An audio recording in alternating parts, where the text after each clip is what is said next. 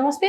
ప్రస్తుతం మనతో పాటు సీనియర్ జర్నలిస్ట్ జగదేవ్ ఉన్నారు. ఆయనతో మాట్లాడదాం. నమస్తే సార్. నమస్తే సార్, ఇప్పుడు ముద్రగడ పద్మనాభం ఒక మాట అంటున్నారు ఏంటంటే పవన్ కళ్యాణ్ సినిమాలు వదిలేసి మొత్తం ఫోకస్ మొత్తం రాజకీయాల మీద పెట్టాలి అని చెప్పేసి మాట్లాడారు. అండ్ వాళ్ళ కుమార్తె కూడా నీకు పేరు మార్చకుండా ఇంకా బుద్ధి రాలేదు అన్నట్టుగా విమర్శిస్తున్నారు. అసలు ఏంటి సార్, ఎందుకు ఇలా జరుగుతుందంటారు ముద్రగడ పద్మనాభం?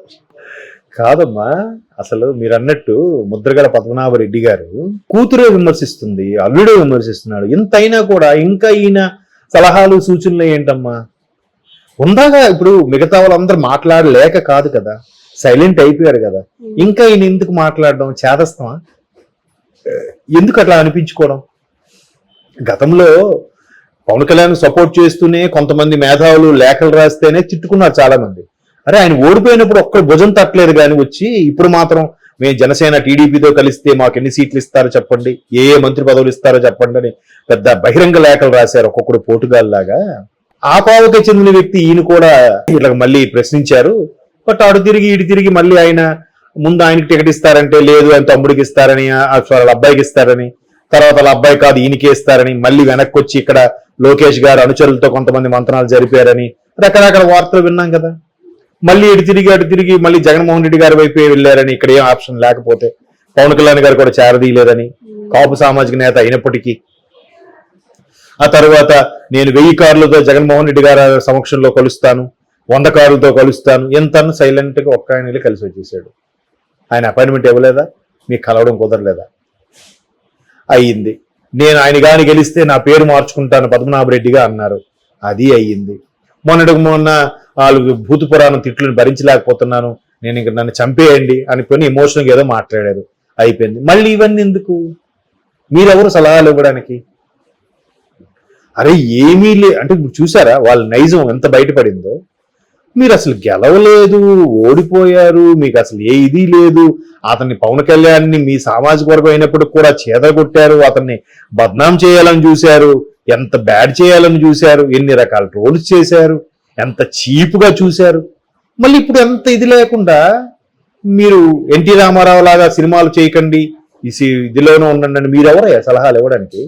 మీరెవరు అసలు? ఎన్టీఆర్ గారు సినిమాలు చేయలేదా?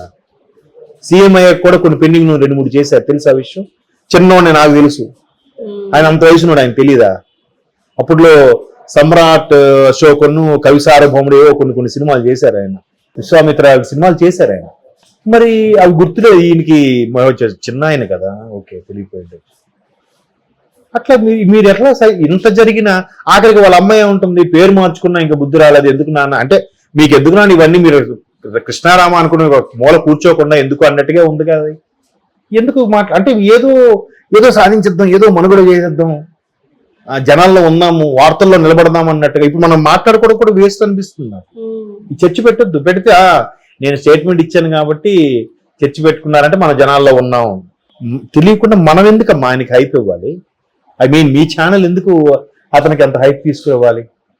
అంటే పవన్ కళ్యాణ్ సినిమాల కోసం చాలా మంది వెయిట్ చేస్తూ ఉంటారు, ఎందుకంటే ఆయన ఫ్యాన్స్ జనసైనికులు అయినప్పటికీ ఫ్యాన్స్ మాత్రం ఫ్యాన్స్ గానే ఉండిపోయారు చాలా మంది. అది ఒప్పుకుంటాను. ఇది ఎందుకంటే అది కూడా ఏంటంటే నా అభిప్రాయం కూడా, ఏవైతే ఆల్రెడీ సైన్ చేసి ఉన్నారో, ఏవైతే పెండింగ్ లో ఉన్నాయో ఆ ప్రాజెక్టులు పూర్తి చేసేయాలి. హరిహర వీరమల్ల గాని, ఉస్తాద్ భగత్ సింగ్ గాని, తర్వాత ఇంకోటి ఏదో ఉందమ్మా ఓజీ ఒరిజినల్ గ్యాంగ్స్టర్, ఈ 3 ఏదో కింద మీద పడినా ఓకే చేసేస్తే బాగుండు అనిపిస్తుంది.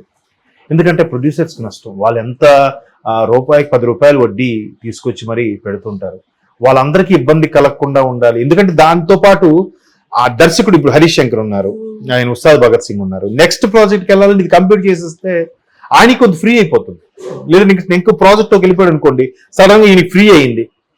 ఇప్పుడు రాజకీయాల్లో ఉన్నారు, ప్రత్యక్ష రాజకీయాల్లో ఉన్నాడు, పైగా డిప్యూటీ సీఎం హోదా, 5 శాఖలు ఆయన దగ్గర ఉన్నాయి, చాలా బిజీగా గడిపే పరిస్థితుల్లో ఎక్కడ చేస్తారు? ఎక్కడ చిన్న గ్యాప్ వచ్చినా చెయ్యాలని ఆయనకి ఉంటుంది. ఇక్కడ మళ్ళీ జనాలు ఏంటంటే చేస్తే ఈయన రాజకీయాలు సినిమాలు చేస్తాడేంటి, సీరియస్నెస్ లేదు ఇంకా అంటాడు ఒకడు. లేదురా బాబు, ఆల్రెడీ ఆయన కమిట్ అయ్యాడు, వాళ్ళ వల్ల ఇబ్బంది అంటే ఇటుపక్కడు ఏమంటాడు, మీకేం పోయింది, మాకెంత నష్టం, మా నష్టాన్ని పట్టించుకోలేదు పవన్ కళ్యాణ్, ప్రొడ్యూసర్ని డైరెక్టర్లు అంటే లెక్కే లేకుండా పోయింది, ఆయన మట్టుగా ఆయన స్వార్థం కోసం, ఆయన స్వార్థం కోసం ఇలాంటి డైలాగులు కూడా రాజకీయాలు ఆయన స్వార్థం కోసమా? ఎంత హ్యాపీ లైఫ్, క్యారవాన్లో ఏసీల్లో ఉండే లైఫ్ వదులుకొని అంత ఎండల్లోన తిరగాల్సిన అవసరం ఏమొచ్చింది? అన్ని విమర్శలు, ట్రోల్స్, నానా మాటలు కదా. మరి అలాగానే వాళ్ళు ఉంటారు. ఎటువైపు కరెక్ట్ అంటారు? జనరల్గా ఆయనే ఒకసారి ఒక స్పీచ్లో చెప్పాడు పవన్ కళ్యాణ్ గారు. ఎలా అంటే సైలెంట్గా ఉంటే ఇంట్రావర్ట్ అంటారంట, మాట్లాడుతుంటే వాగుడుకాయ అంటున్నారంట. ఎట్లా ఉండాలి మరి? ఎలా ఉండాలో మీరే డిసైడ్ చేసేస్తారా? ఆయనకంటూ ఒక అభిప్రాయం ఉండదా? ఆయనకంటూ ఒక పర్సనల్ ఒపీనియన్, అదే ఎట్లా బతకాలి, ఎలా ఉండాలని ఒక కోరిక ఉండదా? మరేంటిది? అదే పిచ్చోడ్రా, వ్యవసాయం అంటాడు, ఒకసారి సినిమాలు అంటాడు, ఒకసారి ఆయన ఇష్టమయ్యేది. ఆయన వ్యవసాయం చేసుకుంటే నీకేంటి, సినిమాలు చేసుకుంటే నీకేంటి? అలా కూడా విమర్శించే వాళ్ళు ఉన్నారుగా. కొంతమంది ఆయన పవన్ కళ్యాణ్ విమర్శిస్తేనే ఆ స్టార్స్ అయిపోతాం అనుకున్న వాళ్ళు కూడా ఉన్నారు.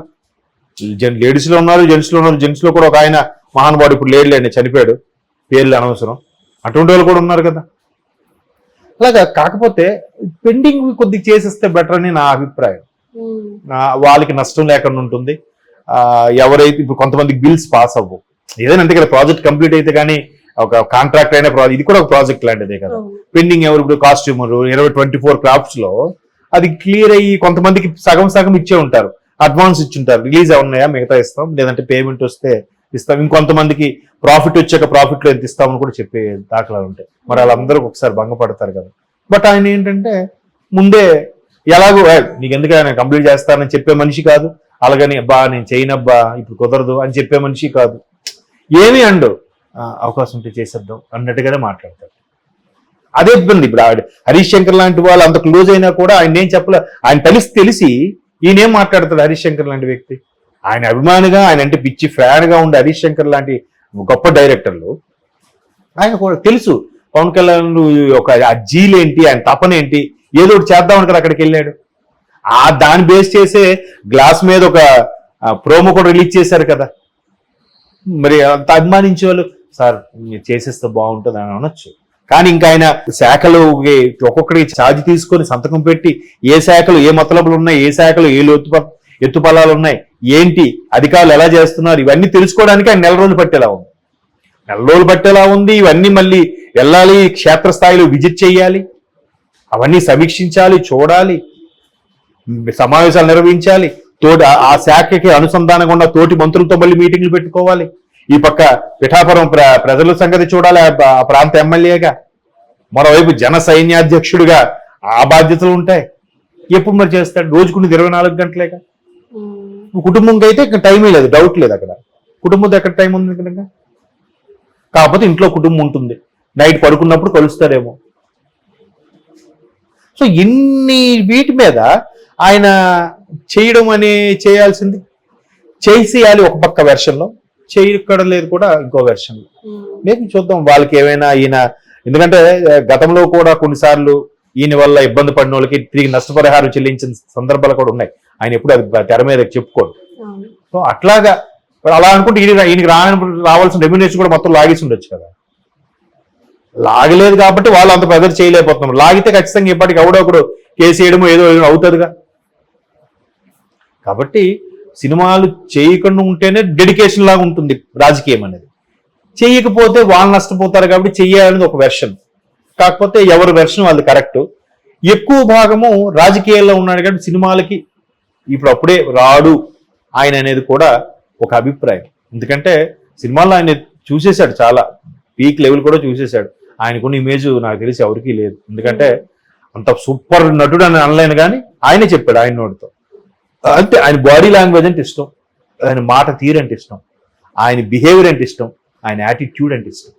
అదే మెయిన్. అందుకే అందరికీ ఫ్యాన్స్ ఉంటారేమో కానీ ఆయనకి భక్తులు ఉంటారు కదా. కాబట్టి ఈ ముద్రగడ పద్మనాభం లాంటి వాళ్ళు ఇంకా ఈ పట్టించుకోకూడదమ్మా. ఇలా డిస్కస్ చేస్తూ ఉంటే వాళ్ళంటే మళ్ళీ రోజు ఏదో ఒకటి మాట్లాడుతూనే ఉంటారు, న్యూస్లో కనబడుతూనే ఉంటారు. అబ్బాయి ఈయన ఇంకా రాజకీయాలు ఉన్నాడేంట్రా అని అనిపించుకోవడానికి. కాకపోతే